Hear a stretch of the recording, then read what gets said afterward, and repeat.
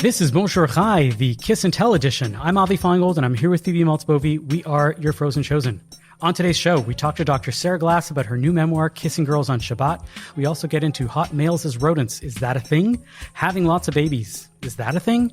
And the firebomb synagogue in Vancouver. That is definitely a thing. All this and more coming up.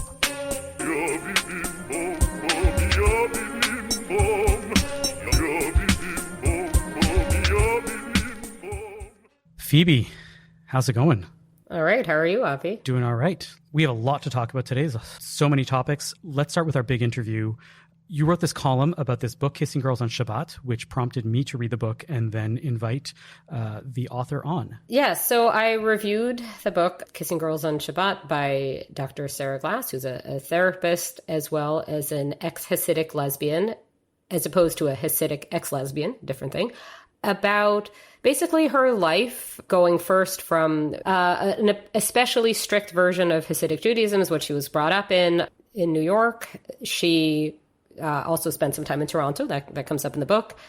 And she realized sort of slowly that she was gay. That's not really possible to be in Hasidic Judaism, more or less. I don't know. What do you think, Avi? Is it possible? Well, or we to will be discuss? Or not to be is to be or not to be. Yes, I mean it is not. It is impossible not to be if you are. But anyway, she moves on to modern Orthodoxy, more or less, and then comes out, and that's sort of roughly the trajectory of this memoir. I wanted to write about it just because I think this is a story that I am much more familiar with people who are expressing sort of dissatisfactions with modern life in a secular environment and have a kind of longing for, wouldn't it be nice if my family just found me a husband? Wouldn't it be nice if I could start having kids before, the biological clock is ticking or whatnot? And it's interesting to just kind of see how it goes in a really strict environment, and that what's romanticized in a secular sphere is maybe not so great. So that was kind of one aspect of this that got me interested. It's also, it's one of these books where you pick it up and it starts very racy. So it's easy to kind of get into because we're like, what's going to happen there? Yes, I noticed that too. It started with more kissing and less, and a lot of Shabbat. And then there was more Shabbat and less kissing. And then it progresses to more kissing and less Shabbat. Correct. That seems like a fair assessment. Let's get to that conversation with Dr. Sarah Glass right after we hear from our sponsors. Are you in the market for a new watch or a special piece of jewelry? Are you looking for the perfect engagement ring to pop the question? Atelier Lou has all this and more. Eric and the team at Atelier Lou can craft a piece for you, or you can select from some of the exclusive designers that they offer. From a simple bangle to a statement necklace, Atelier Lou can make you or your loved ones sparkle. Located in the heart of Westmount in Montreal or online at atelierlou.com, visit Atelier Lou for your next watch or jewelry purchase. And when you do, make sure to use promo code BON18 for 10% off your next purchase. That's atelierlou.com.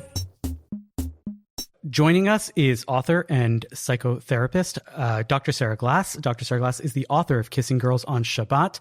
Sarah, welcome to Bonjour Chai. Thank you. I'm so glad to be here. And I also just want to mention, Phoebe did such a beautiful write-up of my book.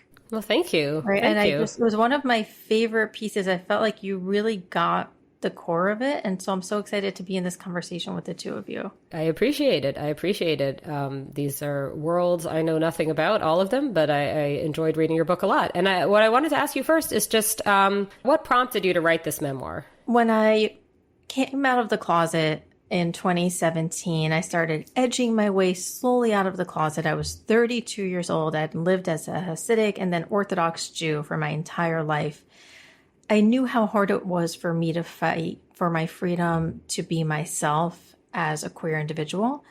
And I saw that there were so many people back in my community who were struggling with hiding different things about themselves.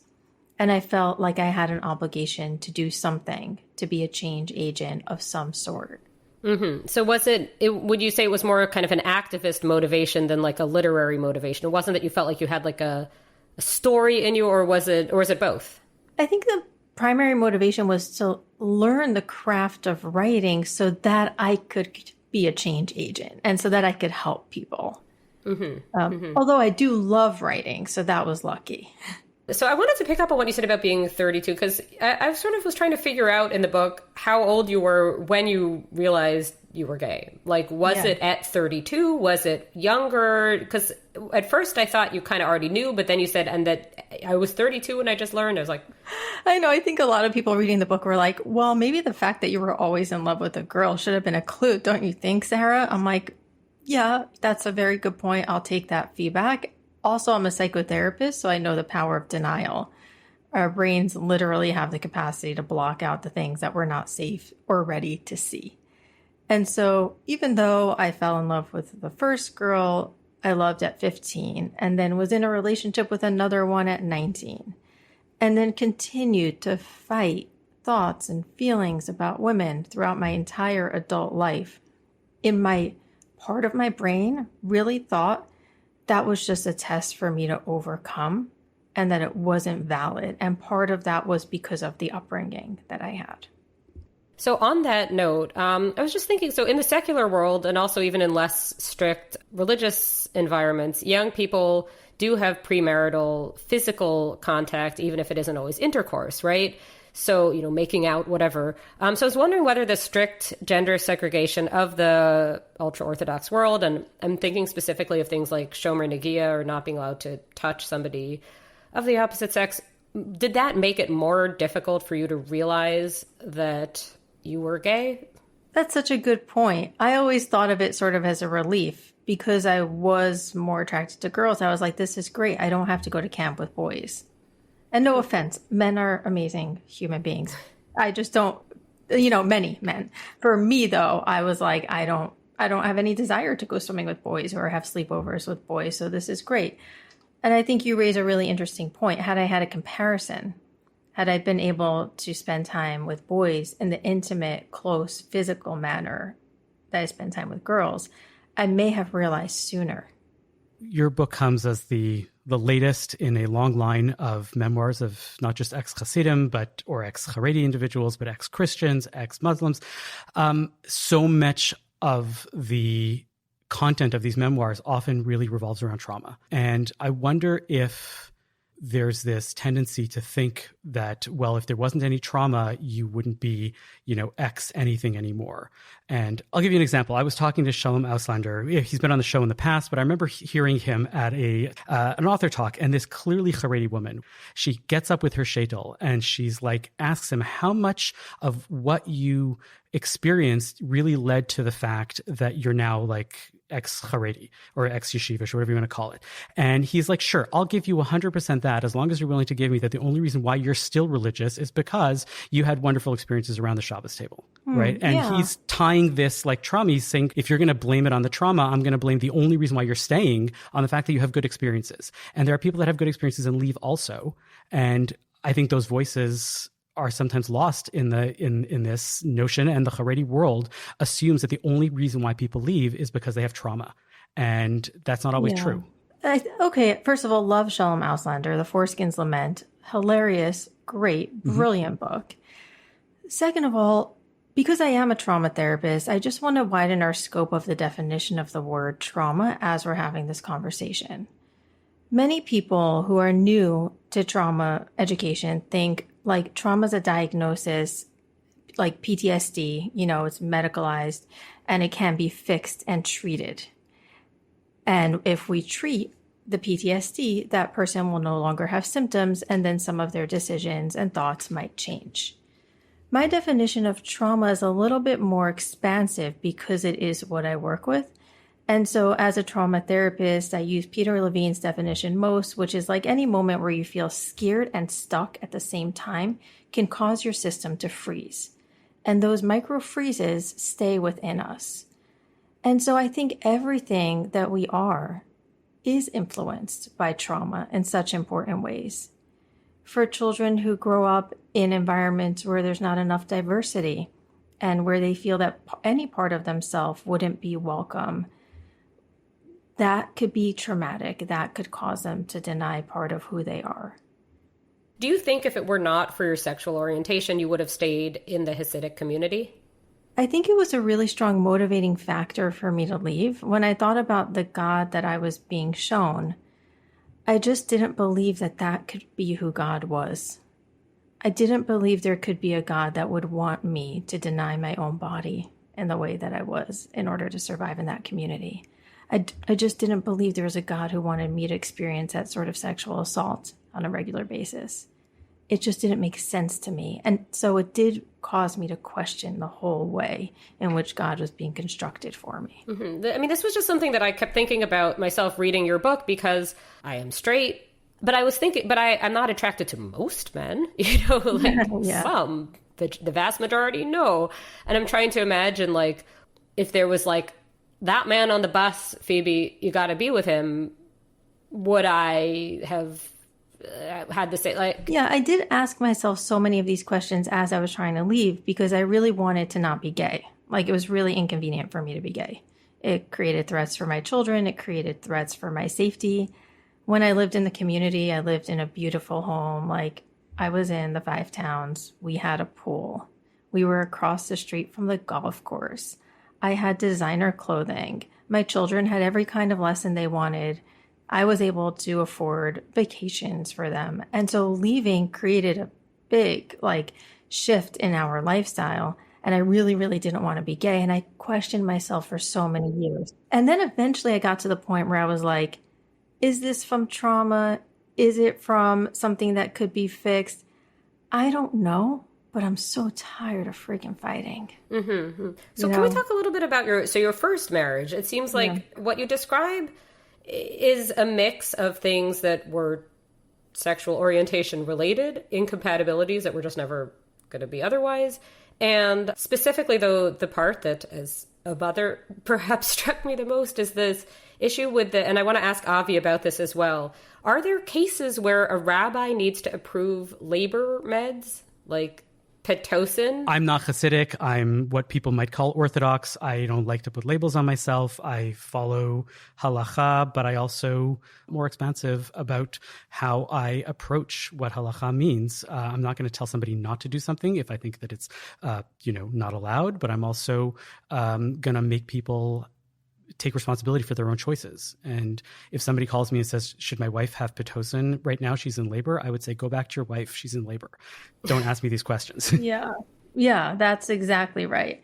I think the concept, because I'm very learned in Judaism in some ways, was that it could affect the mazel, the luck of the Mazel child. lo tov, I think. But anyway. Yeah. And the child is supposed to be born naturally at a certain time with the stars aligned a certain way. And if you mess with that, you can be affecting that in a child or something. So it wasn't so much like a letter of the law. It was more of a spirit of the tradition kind of question. But as I wrote in my book, my first husband, Yossi, in Kissing Girls on Shabbat, he was extra stringent. And I do not believe that is the way Judaism is meant to be practiced.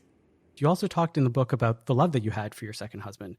Was there a moment when you maybe thought about, well, let's stay married for the sake of the big picture and we'll just sleep with other people in order to, I can be happy in this marriage and you can go and get whatever you need and we'll be okay with that? I love that this question is coming from a rabbi. This is the most polyamory open question. I really love it. You should see the text we have before it. Avi's a hip rabbi. Well, I kept thinking about that. We had Steve Greenberg on a couple of years ago to talk about this movie, Marry Me, However, which is about couples that are exactly that. They are in the Haredi community. They are not necessarily out and they choose to marry somebody of the opposite sex, specifically in order to maintain this marriage and the image of what's going on. And I'm like, maybe in the 5 towns, that's okay too. Yeah. I mean, we did think about it. And that is the truth. We did talk about it.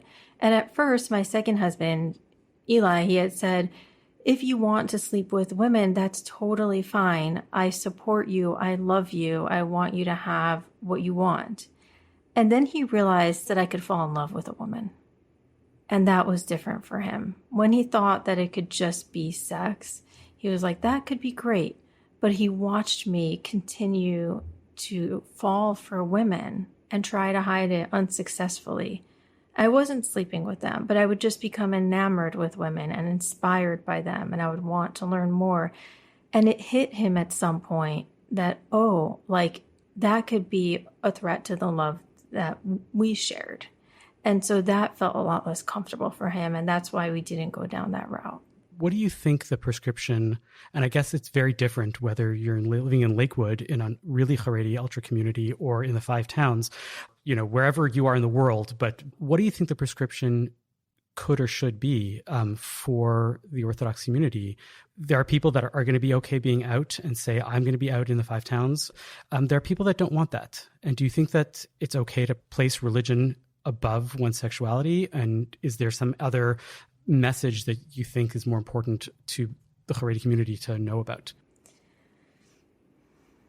I'm taking such a deep breath because I've had so many interactions around this. And also I work with JQI, Jewish Queer Youth. They're wonderful. And they're life-saving. And we have so many kids that come in and they feel like they need to choose religion or queerness. And so many people who want to be allies, when I've talked at places that are Orthodox institutions about queerness, people have come up to me and said, I want to support my friend, but it's against my religion. And so I ask people to really look inside their hearts and ask themselves, is it against your religion to love your friend who's queer? Where does it say that? I have studied a lot and I haven't seen that anywhere. I even go one step further and I tell people that the Torah doesn't legislate against loving anybody, right? The Torah may legislate against sex with certain individuals. That's a different discussion, but there's never any legislation about love.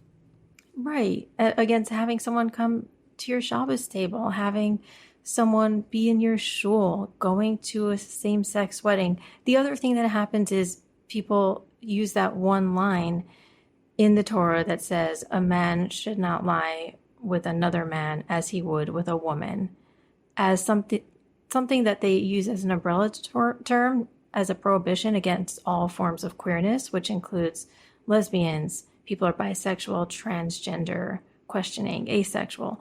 The whole queer umbrella gets sort of shoved into that one line in the Bible, and I don't think that's fear either or accurate.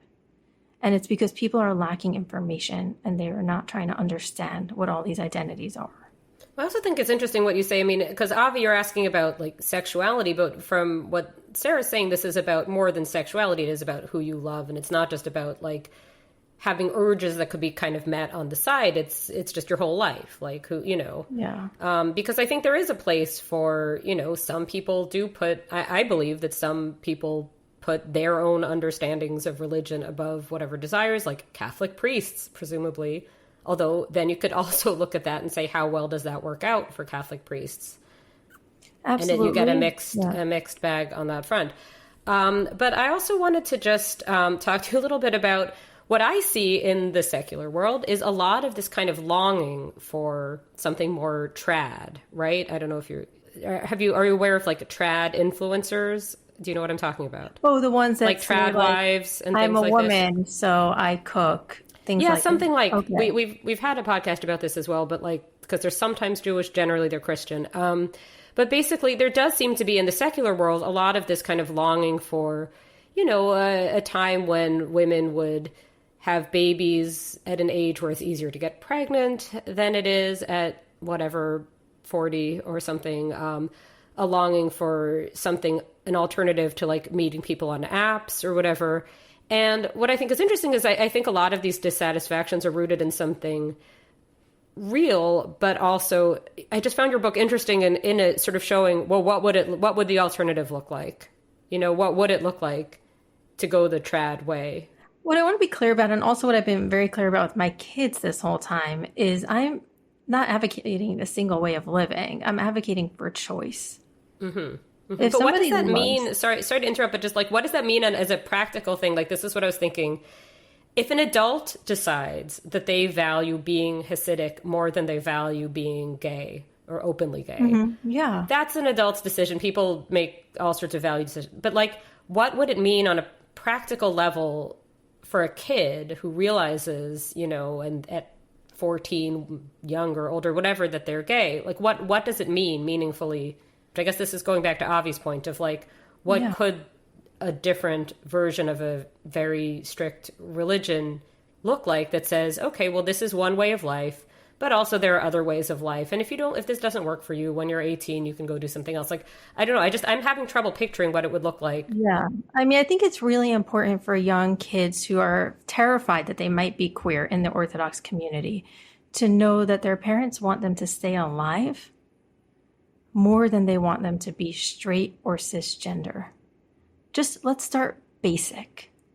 I want every single kid in a closeted community to know that they're loved and that they matter, and we want them to reach adulthood. We don't want them to have to feel like they're going to take themselves out of the equation because they don't see that. You know, and I know parents that actually would waffle on that. And that's really scary. I don't want their teens to hear this, what I'm about to say, but I think that there are parents that probably would rather their kid not be in the picture if they knew that they were gay. I mean, isn't there the whole thing of like treating a child who married out as dead, right? I mean, like this isn't unique to. And so for those kids, you know, part of me wrote this book for the kid who's going to hear their parents say, this crazy lesbian therapist wrote this horrible book. I want that kid to download it on their Kindle at night and find a Wi-Fi connection, because that's the kid that needs to know that there are other places outside their home where they could be safe. Not every home is going to be safe. I know that more than anyone, you know, but I just want those kids to be able to at least then have seen a JQY sticker somewhere. I mean, it just seems to me like, I guess what I keep coming up against is this effectively just a widespread human rights violation at a certain level? You know what I mean? And I want Avi, our resident Orthodox rabbi, to say why it's not, because... Well, I don't know. I'm torn because on the one hand, if I believe that you have a choice to be Haredi if you want, or to be however you want to be religious, that's fine. But I also believe that as parents, we don't give our kids choices for everything. And I don't give my kids choices on, I don't know, which school to go to, because I've decided that this is the right school for them. I mean, at least maybe until they get to university or even later, even high school, right? I wouldn't necessarily, I would have input for my kid, but I would choose for them. And there's so many things that we do for our kids that is not a choice. It's how we choose to raise our kids. Even though I believe fundamentally in choice, I made a choice. We might disagree about whether I had trauma growing up, Sarah, but I don't think I had any major trauma. I'm still Orthodox, but I'm not Haredi the way that I grew up. I mean, I grew up, most of my classmates are all in Lakewood now. So that's the world that I came from. I'm still Orthodox. I'm married to a woman who has ordination and leads a congregation. Many people would not call me Orthodox anymore. I still wear a kippah and I'm very strict on the kashrut in my home. I believe in choices. I believe I want to give, when somebody calls me and asks me a question about something about halachic, I don't tell them what they should do. I give them the options. I want people to have choices, but I also realize that kids are not necessarily always ready for choices. And I'm really always stuck with the question of what to do in the Haredi community, with, saying we want this is what we believe is the most important thing, and we are going to do this. I think educating the adults about the danger of not giving kids certain choices is where we can actually have some wiggle room and make some sort of changes. If we went to the Haredi community and said, you have suicides on your hands because you don't give your kids choices, right? And it's not just about sexuality, it's about all sorts of things, right? That might start to move the needle a little bit. Well, it should move the needle. As an intake coordinator at JQY, we do an intake for every single child that comes to our drop-in center. And these kids come to Times Square from everywhere. They come to our room, which is full of rainbow beanbag chairs and kosher pizza, and they're there just to hang out and be safe, be queer. We ask every single child, have you ever considered suicide? Out of a survey of hundreds of them, 70% of Jewish teens who are queer identified have considered suicide. That number way exceeds the numbers of the Trevor Project, of any other survey. And that's because in the Jewish world, we have less of a vision of a future for those kids than in almost any other society. And so let's start with something basic, Rabbi. Your children, they know that if they chose to go to a different college or yeshiva, then you would have preferred they land at after putting them on this path. I'm sure they know that you don't want them to die if they make that other choice. For sure. Right? Somebody once asked us whether it would be more preferable for us or less preferable for us if our daughter married a non-Jewish man or a Jewish woman. And I was like, without question, I'd be so much happier if my daughter married a religious Jewish woman, because that isn't well, not a choice. Avi, I am offended as somebody married to a non-Jewish man. I'm saying that it's a choice, and at least it means that the values that I instill to my kids about Judaism and whatever gets transmitted to the next generation. And, it's not like they were going to be closeted. So that's like basically saying, great, you married somebody religious. That's what we, taught you about your values, about, that's an important part of your life. You marry, and I'm not making a value statement about people. But Avi, this is saying something that you're it seems like what's coming through is that you are the refreshing exception to a rule. I think that change takes time, in all honesty. Yeah. And it's generational change. And we're living through it. And the part that sucks, the part that's sad is that, Sarah's one of these examples of generational change that you want to wish was happening a lot faster. Yes. And let's try to lead with our hearts more. When we ask those esoteric philosophical questions around the Shabbos table, would you rather your kid be gay or not religious? Would you rather, they be gay or get a tattoo? We have to remember that there might be somebody gay around that table. And I don't think it was an offensive question. It was more of a general I've heard this so much, and I'm sure that was not an offensive conversation. I've sat around so many tables where I've been the closeted queer in conversations kind of theoretical like that. And I think that we have so much more heart than that. It also just seems so much like, I know it's not very fashionable these days to talk in sort of born this way terms, and this is something I'm working on in a totally unrelated to Bonjour Kai project, but there are some people who really just have whatever wiring they have, whether there's just nothing that's going to budge this, and that is going to be a big deal in their lives in terms of finding happiness and connection with other people and all of this. And there just seems to be a little bit of a problem of, if you talk about being gay or queer in a broader sense as akin to making certain life decisions, like a tattoo or something, it's just so different. You know what I mean? Like, even with the caveat of, obviously, there are individual adults who make life choices to deny themselves some things to get other things. Yeah, I mean, I think that's something. But I wanted to ask you about just sort of what your role is. You talk about this one group specifically, but are you active in an ex-Hasidic community generally? I really, really love what Footsteps has been doing. Footsteps is an organization that helps people who are trying to leave ultra-Orthodox communities to survive in the outside world. And sometimes they're actually helping people who choose to stay within their communities as well. Oftentimes in Hasidic communities, especially, people don't learn how to read or write in English. And so when they think about making a choice, such as like living an alternate lifestyle, they might need to learn how to apply for a job, how to get their GED, what to wear on a job interview. They might need help with housing. And for people across all Jewish identities, like who want to also like make a different sort of choice than that they were raised to make, they might need emotional support and social support to do that. And so Footsteps is like a full service organization that does all of that. And I work and collaborate with them a lot. Mm-hmm. And what's your relationship to Judaism like today? We're going with all the easy questions today. Yeah, of course. I like this podcast interview. I just want to tell you, what I really love is it's so Jewish. We're getting into the meat of it. And sometimes it's like my interviews are, some of the time I'm just like, here's what I'm doing. And I just feel so at home, getting into the meat of it. So thank you.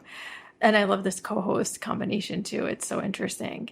My relationship to Judaism, I feel very proud to be a Jew. And it took me a long time to get there. But I'm so proud of the Jewish people. I love us. We're like this little, sometimes dysfunctional family, sometimes great family. We show up for one another. We care. We love. I work with Jewish clients. My children just graduated from a pluralistic Jewish high school. And so I feel deeply connected as a Jew. I'm no longer religiously observant, but we do traditional things. We switch it up in our household. I'll say to the kids, how do you want to do Hanukkah this year? And they'll be like, well, I'm out Wednesday, but how about we do Tuesday, Thursday, and Sunday? I'm like, great. Saves me some gifts. So we have conversations like that before the holidays about how we're going to celebrate. When I was reading Shulam Dean's memoir, towards the end of it, he makes a big point of saying that he doesn't have any real animosity towards the Hasidic community as a whole, because he thinks there's a lot of positive, possibilities there. And it's such a great note to end on, because so many other memoirs really treat the trauma that they had as this like deal breaker and saying there's nothing redeeming with what goes on in those communities. Where do you fit on this spectrum? When I read Shulam's memoir, I was getting ready to write my own, and I called him and said, will you please be my coach? He was doing coaching then. And he said, no, I'm like kind of retiring from coaching. But I was like, no, you're going to come back from retirement and coach me, because I wanted to write a memoir that was compassionate and understanding and not angry and blaming. And thankfully I was able to pull him out of retirement, and he did coach me through my memoir. And I 1000% have similar views to his. I have no animosity toward the Hasidic community as a whole. They have come so far. Most people I encountered were not trying to hurt me or come at me in any sort of negative way. They were just people doing the best with what they have. And I also have seen their ability to evolve. I started off as a therapist in the Jewish community in 2005, back when we didn't talk about sexual abuse. And look where we are today. We have whole organizations in the Orthodox community just to help survivors of sexual abuse. We talk about it. We go into schools. And so I know the Jewish community can evolve and change. I've seen it happen. I hope that happens with queer rights and with mental illness more and more over time. The book is Kissing Girls on Shabbat, not Shabbos. If you look for Kissing Girls on Shabbos, It's a whole different thing. Maybe. I have no idea. The author is Dr. Sarah Glass. Thank you so much for being on Bonjour Chai. Thank you.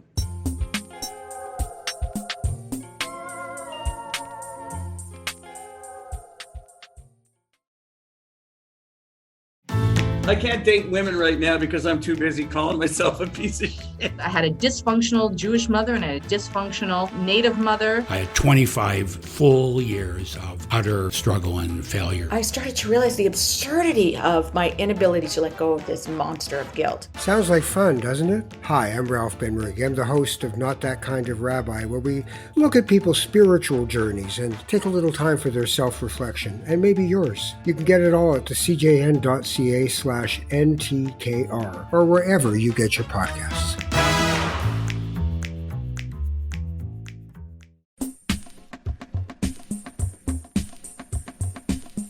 Phoebe, you wrote an interesting column about rodents. Yeah, my great area of expertise. This is, apparently there's a trend of considering attractive actors to look like rodents, or a trend of rodent-resembling actors being considered attractive.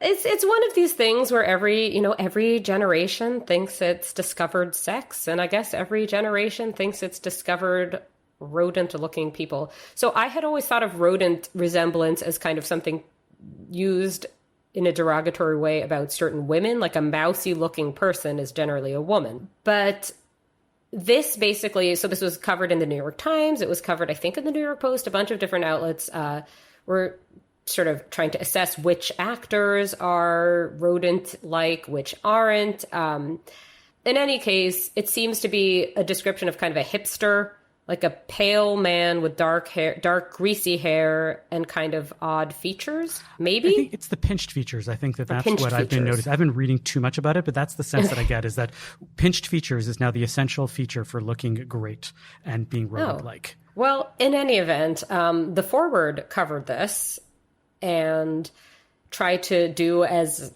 all good Jewish publication writers do, tried to find sort of the Jewish angle on it. And there were kind of two. One was the anti-Semitic imagery comparing Jews to rodents, box ticked. Mm-hmm. But also there's this passage in the forward article saying that it's actually good for the Jews, the hot rodent man trend, because, quoting now, conventional Western male beauty standards have often emphasized a certain well-Aryan look: chiseled jaw, blonde hair, broad shoulders, broad chests, tall, muscular. The idea is, I guess, that Jews are more likely to be, I mean, it seemed like a stretch to me, honestly. What my column was about wasn't how rodent-like are Jewish men. One can discuss amongst oneself, but rather, what does it even mean in 2024, post-October 7th, given all of the overt anti-Semitism that's out there, to be talking about things so sort of tenuous as, like, is it anti-Semitic to compare a Jewish actor to a rodent, even if one is mostly comparing non-Jewish actors to rodents? Or is it, conversely, is it good for the Jews that it's now hip to look like a rodent? Like, it just, to me, it all seemed like something from another era. So wouldn't that be like a blow to anti-Semitism, that Jews are now all of a sudden hot, right? If we think of the Jew as rodent-like, and therefore that's what's wrong with that. So great. Now all of a sudden we're saying that the thing that you point out has been so wrong for so long, that's the thing that's actually hot. Like, great. Jews are rodent-like. Done. I couldn't wrap my head around that issue. The issue that I do have at the meta level, what you just talked about, is do we really need to make everything about the Jews? Is this whole is this good for the Jews, or bad for the Jews trope? It's done. I feel like we should stop that. That is so negatively particularistic. Is anytime something happens, is this good for the Jews? Is why is it always about us?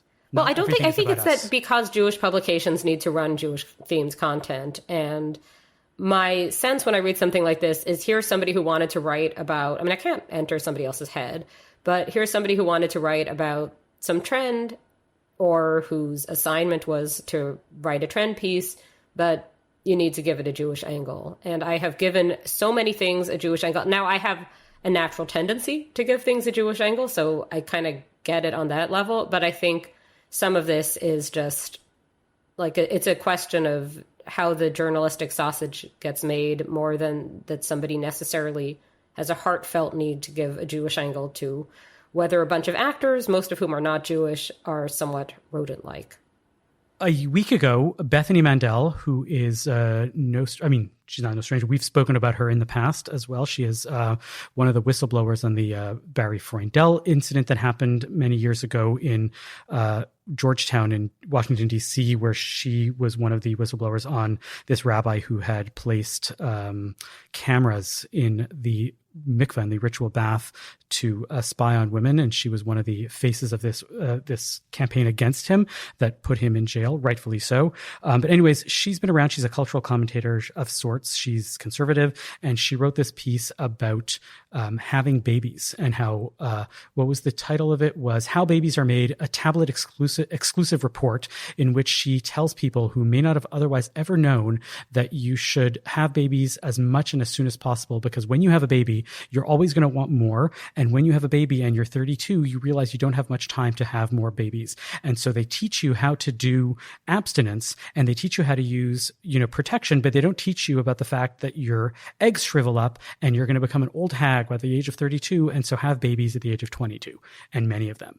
And to be fair, she does put her money where her mouth is, and has 6 kids, I believe. She talks about it. I think there's a certain degree of truth to the fact that what's taught to teenagers and younger adolescents, or younger kids, whatever, is more in the pregnancy prevention arena than in the biological clock arena, simply because you have the more pressing issue of wanting to help 15-year-olds not have unwanted pregnancies, which if you're 15 would be a pregnancy, right? Any pregnancy would be unwanted if you're 15. So I think there's a certain truth to that. And I also think there's a certain truth to the fact that society is currently really arranged in a way where it is expected that you get a certain amount of education and stability before that's the responsible thing, is to get a certain amount of things lined up before you start having kids. Now, that doesn't necessarily put you at 35. It might put you at 25, whatever. But the point is, yes, society isn't really currently lined up to allow for women to kind of have children in their 20s and then go back to work in the same way that maybe it might have gone that way, but the sort of the default in more sort of educated liberal settings is no, get all of this done first and then have kids later. So there's like a sort of big picture truth to what she's talking about. But then there's a lot of like other sort of things that I'm not so sure about. Like, I don't think that it is unknown among women that fertility declines with age. And I think the number of times I have read, nobody tells women about the biological clock. It's like, no, this has been women's lifestyle content for forever. I don't know. And it's something that women hear from other women that's just known. And this idea that there are women who are stunned to learn that they're 48. She uses this is the age she gives as an example, 48, and not easily or at all able to get pregnant. Who are these women? Where are they? What rock have they been hiding under, as far as I'm concerned? You know what I mean? Like, this is known.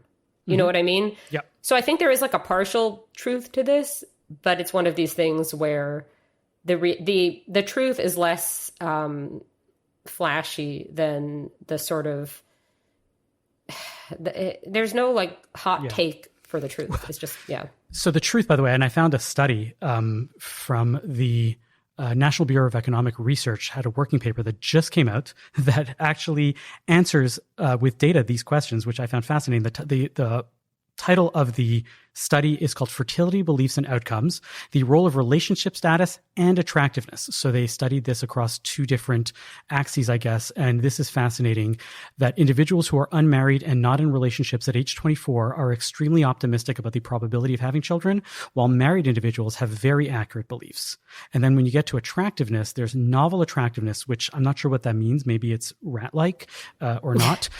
Or how attracted you are to a fictional work of sort of approximately 300 pages. There you go. Yeah. Novel attractiveness measures are central for understanding fertility beliefs and outcomes for females, but not for males.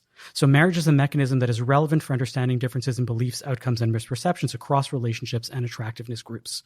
So the data is actually there that, yes, young people are more optimistic. Yeah, I'll have kids. And married people have more realism about that. I was interested in the attractiveness piece about it. This really falls into this thing that you've spoken about a lot, about how in the traditional communities, women are basically baby making machines, and that's not good for the future, not good for population wise, but I'm saying not good for the ability of women to be autonomous individuals if all they are is baby making, machines. And the thing that came up with that was that there was an article from Iran International that Iran incentivizes religious leaders to boost population. They announced a plan to award the Best Friday Prayer Leader for their efforts in boosting the country's declining fertility rates. What would Bethany Mandel say as a presumably fairly right-wing conservative American, knowing that she was aligning herself with Iranian understandings of, radical Islamic understandings of what women are meant for? Yeah, that's that. And then the one thing that I want to make sure to mention, and I wonder if you have any thoughts about this, is on our sister podcast this week, the CJN Daily, our colleague Ellen Besner interviewed Rabbi Andrew Rosenblatt, whose synagogue was firebombed a few weeks ago. And he talks about two things that I found really fascinating, and I wasn't sure if you had any opinions about it. One was they're kind of on the fence, and sounds like they're leaning towards this decision to not repaint the synagogue facade yet, the doors, because they want it, I guess, to be some sort of a reminder to people that this stuff is still happening, that people are still firebombing, and that this happened to their congregation. And the other thing that he talked about was how, this my personal thing that I always talk about, which is that if we aren't doing so much to fight anti-Semitism, we could be doing so much more to be promoting the Jewish community and promoting internally the Jewish community. He says, for the amount of money that we spend on security nowadays, we could be building schools. We should be doing much more for our congregations and for our communities than just saying we're here to put so many walls up and spending so much on security. Now, I know security is important, but this idea that we are not emphasizing Jewish life is I think really important. And I couldn't agree more. And I thought that there was something real there to talk about, to think about. Yeah, it's interesting. I mean, another way to look at it, though, is you could say money not spent repairing firebombing damage could be spent on a guard to prevent further firebombing damage. But if the point is to not, I mean, I struggle with this question, the whole sort of security question, because I definitely grew up seeing Jewish buildings extremely guarded. This was in New York, not in Canada, but it always seemed like this was creating in the public eye an association with that which is Jewish and that which is a target. But the problem is now Jewish buildings are targeted so much that it's like, what are you going to do, right? Like, do you just sit back and let it all kind of happen and just say, there's some, another firebombing, let's keep going? Or like, do you recognize that, people want to feel like they're not about to be attacked, right? So I'm torn on it. Okay, let's move on to our nachas of the week. Phoebe, do you have nachas? I have Bruegges. Ooh, okay. Phoebe coming at me hot with the Bruegges. What's your Bruegges this week, Phoebe? It is an article in the foreword by Ricky Baker, Keusch, Kush, possibly. And it's called A Subway Mask Ban Won't Fight Anti-Semitism, but it will punish immunocompromised Jews like me. So I am Bruegges not at the article, but at the idea that that there's currently a proposed mask ban for the New York City subways. Pardon the U.S. intrusions into this Canadian podcast, but it could happen here. Basically, there's been some anti-Semitism in the New York subways, only some, and including an instance of some pro-Palestinian activists saying in a subway car something like, get out if you're a Zionist, or like, let us know if you're a Zionist, and supposedly joking, although it seems a little bit dubious. Anyway, for some reason, this is like supposed to prompt banning masks, even though it doesn't seem like this person who actually said this thing was masked. Basically, things are all falling down these weird sort of ideological lines, such that wearing a mask in this semi-post-COVID era is very much associated with a certain stance on Israel-Palestine. And this idea that, like, what I'm Bruegges at, okay, is this idea that it's somehow helpful to Jews to ban masks in the subway. I do not understand how that's going to work out, because, more to the point, they say, like the New York governor, and I guess now the mayor is also involved, that, they're going to make exceptions for religious reasons and health reasons. Well, anybody can be wearing a mask for health reasons. There's nobody who couldn't say, well, I don't want to have COVID. I have COVID right now and I don't want other people to get it, whatever. Like, it's unenforceable. It doesn't make any sense. It's going to be like the mask mandate in Toronto on public transit during COVID, where you had to wear a mask, except they explicitly didn't enforce it. So, like, people were not wearing a mask because who cares, right? Nobody's enforcing it. And they obviously do enforce things because there are fair inspectors going through. So it's not that they don't have the capacity to enforce things. They just were not enforcing this.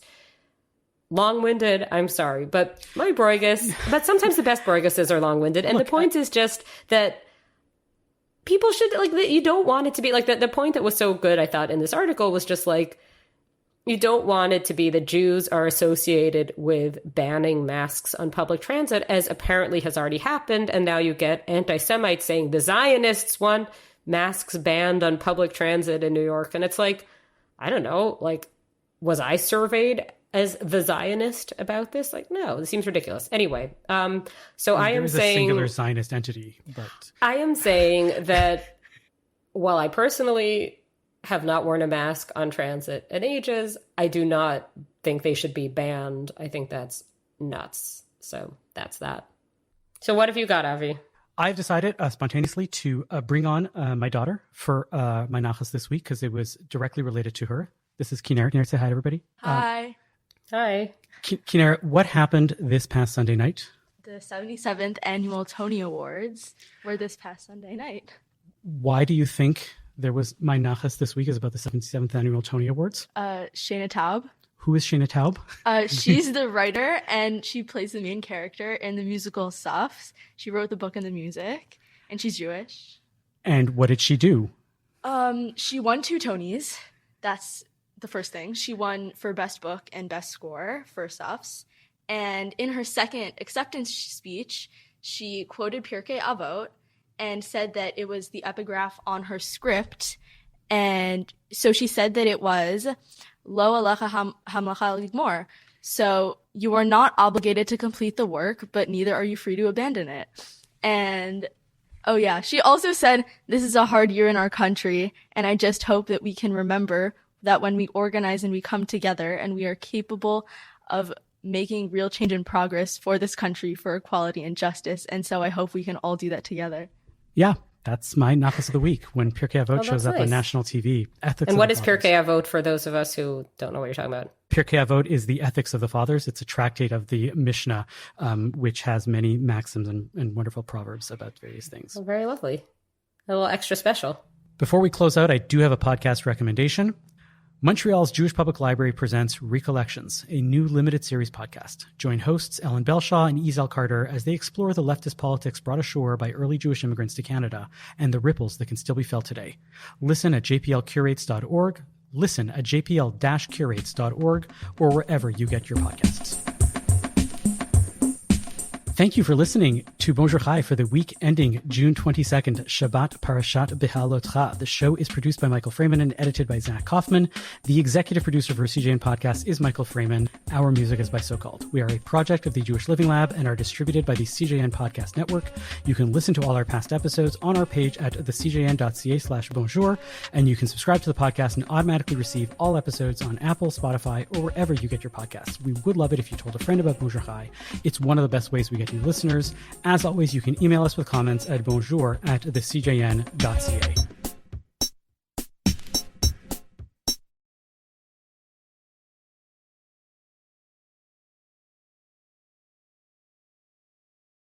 Y'all remember that joke from Airplane? The old lady asked for some light reading. How about this leaflet, famous Jewish sports legends? But in actuality, that's changing. Jews are crushing it in sports around the world, and we are here to celebrate them. Sandy Koufax gets his 10th strikeout. Zach Hyman, his first career hat trick. 41 points for Diddy Avdija. It's Sue Bird's building. I'm Gabe. And I'm Jamie. We love Jews and we love sports, but most of all, we love kvelling over Jews in sports. Together we host Menschwarmers, the longest running Jewish sports podcast in the world.